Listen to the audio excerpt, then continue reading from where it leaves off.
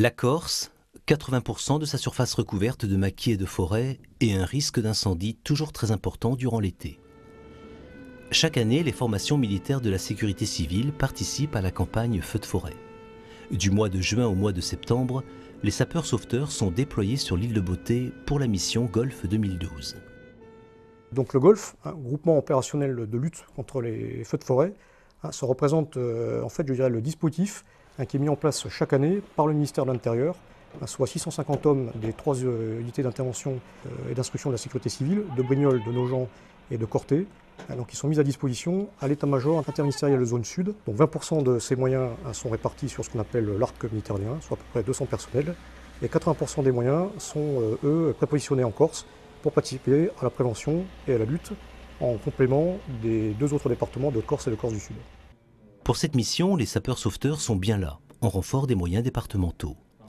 De la surveillance des zones à risque à l'intervention sur feu, tout est piloté par le CODIS, le Centre opérationnel départemental d'incendie et de secours. Donc les prépositionnés sur l'île nous permettent d'avoir ces moyens de renfort sur place.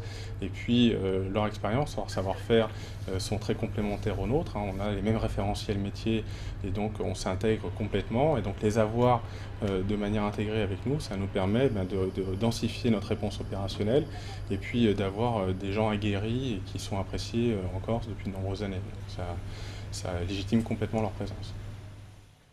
Depuis le début de l'été, les formations militaires de la sécurité civile sont intervenues sur 44 feux pour une surface brûlée de 183 hectares.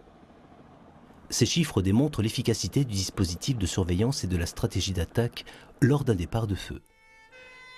Cependant, les conditions climatiques sont préoccupantes et imposent aux soldats du feu de rester vigilants.